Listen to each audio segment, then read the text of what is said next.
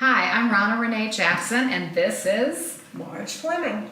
and we're with LaunchPoint Leadership. And the first thing we want to tell you, and you may have noticed, we've got some wine glasses in front of us. In 2018, we are going to be launching our newest version of Wine and Wisdom. Those are going to be very short, interactive conversations where you can come, hear a brief update on a topic, network across the great people here in Chattanooga, and be able to have a glass of wine with us and learn something, right? So we're kind of like the Hoda B or Hoda Kotb and Kathy on the Today Show. They always have a glass of wine from 10 o'clock in the morning. Are you Hoda?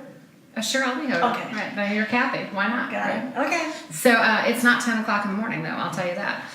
But we are going to have a glass of wine and have a little conversation. And the first thing that somebody said to us one time, and I thought this was a great analogy, they said, you know, we see people in your line of work that do leadership development, executive coaching, and they're kind of the game show host version. They're really polished. Well, you can tell from our conversations and interaction. We think we're professional, but we don't want it to be so slick and polished that it doesn't look authentic. And Marge said, oh, I've heard that called Sizzle and substance. Some people are sizzle. They're kind of the game show hosts. We'd like to think of ourselves as substance with about 3% sizzle. That's it. Yeah, like a swizzle stick. I like that. Yeah. Right? Or a fancy garnish. Or an That's umbrella. right. A fancy umbrella in your drink, right? That's Just right. something to help us differentiate ourselves, and we do like to come to you with a really authentic voice. So today I'm going to interview Marge. I want to learn more about her because you might want to learn more about her. I met Marge probably 10 years ago, I would say, when I was working at a corporate job here in Chattanooga, and Marge was putting together for an organization called Chattanooga Women's Leadership Institute a pilot of their Women Mentoring Women program. And she approached me and said, would you help me with this and let's work on it? And that has birthed what has been really a great professional relationship. I agree. Yeah, me too. Here, cheers, Marge. Here's to us. What a great thing that we have accomplished over the course of the years. And of course, I left that corporate job, took another small gig here in town, and now I'm a partner with Marge at LaunchPoint. And it's really a pleasure every day when I get to see you and go to an event. So tell me, what made you want to found LaunchPoint Leadership? Oh, well, it's not a particularly long story or even very complicated. What happened was, as I looked around the greater Chattanooga community, the state of Tennessee, and quite frankly the entire nation, it just hit me that we need more leadership talent, people who know how to be leaders, be effective leaders. And we sometimes have peaks and valleys with that in our country, but at the time it was kind of a valley. And I thought, you know, I can do this. I can do the research, I can do some content development, and I can start to get out and help people who really have an ambition for being leaders, a passion for being leaders, help them get started on taking some steps and taking up leadership positions, and then growing through those positions to be leaders of larger organizations, larger nonprofit groups, larger community activities, those kinds of things. So that's all there really was to it. Just get started on the research. And you shared that research in a variety of ways. I know you have published 3, 4, 5, how many books? Well, I've published 3 workbooks and 1 book and several white papers and several newsletters and that sort of thing. Oh yeah, and I know that all that content is available on our website, many of it free of charge. You can download a couple great white papers. You can order one of Marge's workbooks on leadership. They're really great resources no matter where you are in your professional development, so I encourage you to take a look at that. The other thing, Marge, I'd really like for you to share with me and with our audience here today is really about when you say leadership, what does that mean to you? Because I think a lot of people get confused about, well, I have a management title. Does that make me a leader? How would you differentiate management and leadership, and what's leadership to you? Well, I differentiate management and leadership in a variety of ways, but when people have a management title and they therefore think they're a leader, I think within their organization they may be considered leaders just based on the hierarchy, the number of employees they have working for them, the dollar amount of budget that they get every year, those sorts of things. And all that's measurable within most any organization, large and small. But that is not what leadership is to me.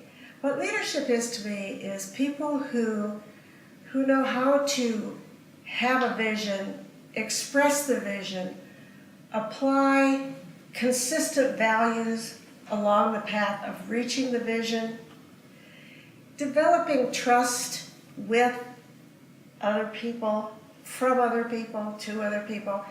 It's kind of all those things. But if you look at a leader as an individual, to me, that's a person who has found out who they are, which is, by the way, fairly painful to do. Facing yourself, really, authentically facing yourself is not so easy. But they found out who they are. They like who they are enough that they're willing to take some calculated risks and step into leadership roles and help other people develop those same leadership traits, I guess. I wouldn't call them skills, because knowing who you are really isn't a skill. It's just plain hard work. So that's kind of how I think of leaders. Now, I do think that leaders within an organization, there are many of them that don't have the titles in the hierarchy or the formal hierarchy, but show some leadership potential that somebody noticed. And so they get different assignments, deeper assignments, broader assignments, assignments that have to be complete no matter what. The commitment has to be met. And so you find people like that that also have all those titles, be they high titles or low titles, and they are or quickly become the leaders they need to be. Right, the real go-to person in the Right. organization. Yep. So listening to you say all that, it sounds to me like you think the answer to the question, are leaders born or made? You think a leader can be made. I think a leader can be made. I also think many leaders showed great potential as a leader as a child. They might have been part of a family, like a 2 or 3 or 4 person family. And all of a sudden you find that they're the ones that have the influence. And I must say, it doesn't matter if it's the oldest child or the youngest child or all 6 of the middle children. It doesn't matter.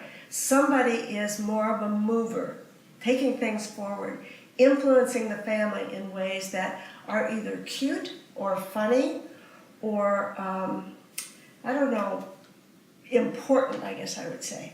So, yeah, I think they can be made. I typically think they are sort of born with some potential to be made. That's funny because it makes me think of a story that I know my dad loves to tell about me, right? He's 83. I reference him a lot in how influential he was to me. But he talks about what I must have been probably kindergarten or preschool, and it was a church pageant at Christmas, and we were all supposed to process in, and I was about 3 or 4 people back, and the kid up at the front stopped and stared like they didn't know where they were supposed to go. And I got out and I went up and I told that person where they were supposed to go, and I checked with each person back to my spot. Do you know where you're supposed to go? Do you know what you're doing? And then I just got back in line, and my dad was in the congregation. I thought, she's going to be just fine. And he's like, I'll never have to worry about her. And I don't remember that, but I remember him telling that story so many times. And I'm not the oldest in my family. I have an older brother, and he's a very successful in his own right and a leader. But I think you're right. There's some leadership characteristics. I see them in my children, and that's really makes me think of a great tool I know we're going to be talking about in the Wine and Wisdom series with Strength Finders, because they have Strength Finders for children. And so as a parent, that's a really great thing to find out. Where are your kids' natural talents? So we hope you'll join us for Wine and Wisdom. That's a great program. Look for more information on our website. In 2018, we'll be bringing that series to you. And here's to us, Marge, and many Here's years to of us, great Father. collaboration. Thank you. Thank you.